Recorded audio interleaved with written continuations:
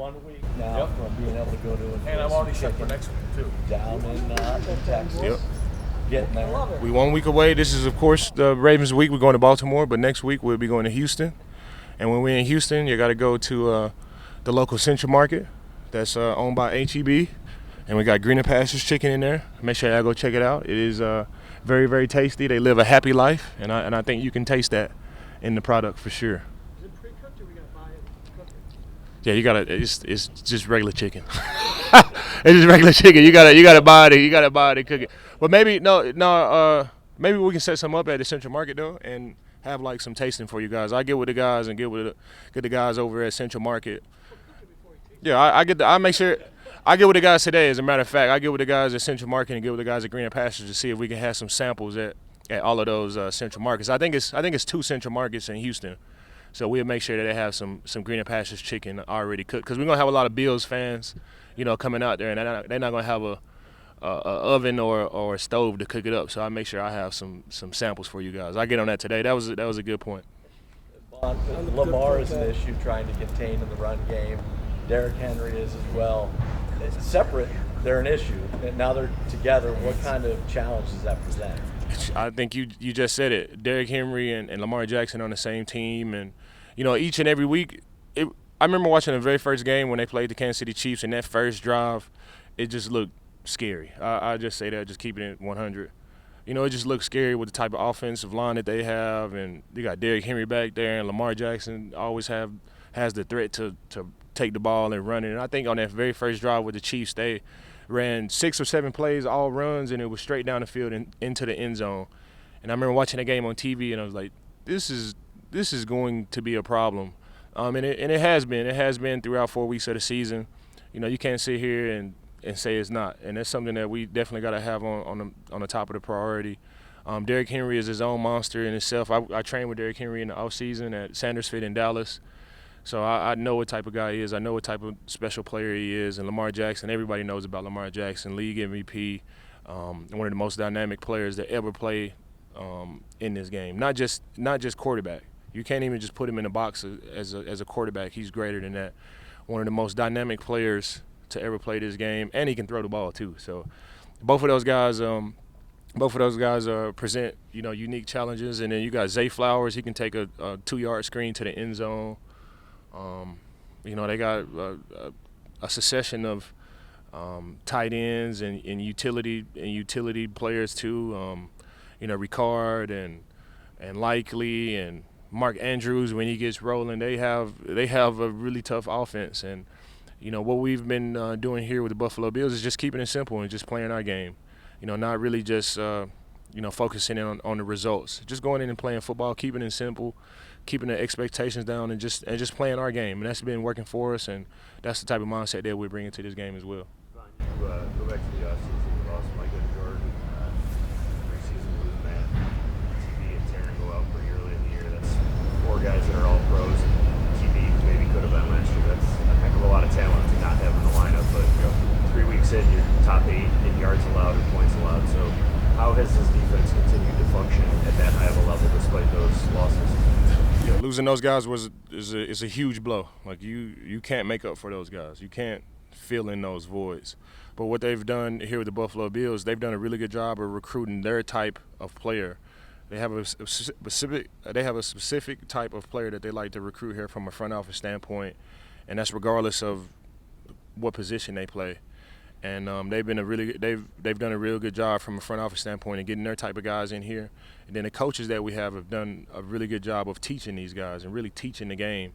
Bobby Babbage and Joe Brady on the offense, and Marcus West, my defensive line coach. They do an excellent job of teaching the game, not just coaching the game, but teaching the game. And the guys that we have here, a specific type of player, and the teaching that we have here, I think it has paid dividends to the type of depth that we've been able to create here. And Baylon Spector, he can play. Dorian Williams, he can play. And then with the teaching that they have here, I think they've been able to blossom in that. What are those characteristics or specifics that you think of when you think of that specific type of player? As far as physical standpoint, or? Well, either. I don't know if you're referring to. Well, I know for a fact when it comes to DBs, we like tall We like tall DBs. We like taller DBs, rangy DBs that can run. Linebackers. I think some teams they like shorter DBs that can go foot to foot. But if you look at our guys from Rasul Douglas to Kyer Elam to Jamarcus, all of these guys they're tall, rangy guys.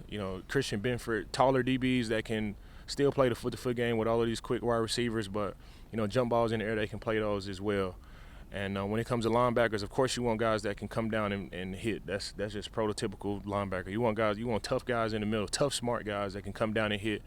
But we have a more athletic, type of linebacker. It's not the 6'4", 250-pound linebackers like they used to be. The type that we have, we want speed guys. Dorian probably runs a 4.4 right now. Baylon is quick and fast too, and these guys come down and hit. And I think the characteristic that they would appreciate more than anything else is that they're really intelligent guys. They were intelligent in college and even all the way back to high school. I don't know what the grades look like, but I know on the field, really intelligent guys, and it shows when they come into the game. They don't make the same mistake twice, and they're able to learn from their mistakes, and in turn, they're able to just develop their talent and just get better and better and better at a really, really quick way. With you, the production is back to what your standard is. Do you feel like your game and the way you're moving on the field is back to where you're accustomed to it being? Yeah, I feel better. I feel good. I knew I started to feel good when I'm on the sideline and I'm looking at Marcus like, come on, let me get in the game. Let me get in the game. And I'm chomping at the bit like to get out there. And I realized that these last couple of weeks, like I'm trying to get out in the game. I'm not just waiting for them to call my name. I'm trying to, like, any opportunity that I can go out there, I'm running out on the field. If y'all look closely, I'm like running out on the field and like Marcus is like, come back. So I knew I started to feel better when I'm like wanting more and asking for more. And it's I think it all started in training camp and going against Spencer Brown and Deion Dawkins. Those guys have been solid. Those are my sparring partners, and they've been solid throughout this whole entire season. And those are guys that I spar against. So when I go in the game, I feel really, really comfortable with my game. I feel really, really comfortable with my mindset.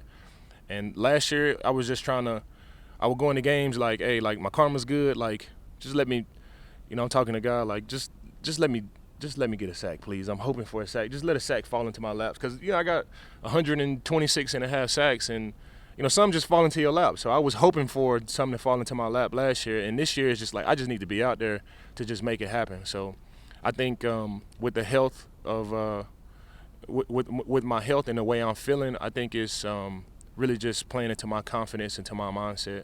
And that's a huge part of being a pro. And, I'm feeling good, and I just need more reps on the football field. I think the rotation that we're doing is perfect. Josh Allen and our offense are getting up on guys, and it plays – right into my skill set. What have you thought about Bobby's play calling through these first 3 games? I told Bobby after the game, like, he's done an incredible job. Like, he's playing battleship with the offensive coordinator on the other side. It's not, this is my scheme, we're going to play their scheme, and I'm going to figure it out. He's playing, you remember the little game, Battleship, where you F7 and you miss? Like, he's playing battleship. And he's figuring these guys out real time, and he's done an incredible job. And he does, as far as the technical part of the game, he's battling the other offensive coordinator. And when he comes to us, he's working on our mindset. He's making sure that we're in the right mindset to be able to execute whatever defense that we're calling. And I think it's a perfect blend, and he's doing a perfect job, coaching and teaching. Like, I'm blown away by Bobby, and I wouldn't say I'm surprised because he did an excellent job last year as well. And I wouldn't even say I'm satisfied because I know Bobby wouldn't say he's satisfied too, but it's been a bite-sized portion of this season, and he's done a masterful job. And I've been in the league 14 years, and I've been around a lot of great coaches, and he's definitely one of them. I remember when I had Coach Staley as a linebacker coach with the Denver Broncos. He was an outside linebackers coach, and just a few days into knowing him, a few days into those meetings, I was like, man, this guy right here, he's great. He's gonna be a head coach one day for sure. I didn't know it was gonna be 2 years that fast. Like, I didn't know it was gonna happen that fast. And that's the same vibe that I get from Bobby. Like, he is an excellent coach. Like, I don't know if it's gonna happen that fast, but whatever he wants to do in this league, he's capable of doing it. Whether that's head coach, defensive coordinator, He just has he's a younger coach too. He's able to relate to the guys. He has a really good football knowledge, and that doesn't mean it could be linebackers, it could be DBs, it could be linemen. Like, he specializes in all of those positions, and he does a really good job teaching the game. And the future is going to be bright for Bobby. Hopefully we can keep him here for a while, but the future is going to be bright for Bobby for sure. Teams. I know it's still early, but what do you see from this group? I think it starts with Josh Allen. I think we can keep it simple without giving a long-winded answer to it, but I think it just starts with Josh Allen, man. He's a very, very special guy, and this league is quarterback driven, and he's one of the best quarterbacks in the league, and he's been playing like the best quarterback in the league throughout this bite-sized portion of the season, man. And he's a huge reason why I came here. Spend time with him in the off season. He's one of the guys, man, and he handles adversity extremely well, and he handles success extremely well too. And I just think that's the type of guy that he is, and he's a really good player too. And when he's walking around here in the locker room, you wouldn't even know, like, he's the starting quarterback of the Buffalo Bills, one of the best quarterbacks in the league. He's just so down to earth, and he's just so relatable. And whenever it's time to play football, he's the first one to put his hard hat on. Whenever we have some adversity, he's the first one to point the finger at himself. Whenever we have some success, he's the first one to point the finger at everybody else. And I love the guy, and I think that's the type of team we embody what Josh Allen is as a team. So it's been an honor, privilege to be his teammate. We're just not getting started, but if we could keep it going, man, I would love to see what Josh Allen continues to do this season. Von, how do you balance momentum, taking the confidence from the success early while not getting too far ahead of your skis here, knowing it's only week 4? You gotta stick to the plan, not the mood, and that's whether it could be good or bad. You gotta just stick to the plan, not the mood. Some days you're gonna feel great. You still gotta stick to the plan. You gotta still remember what got us here.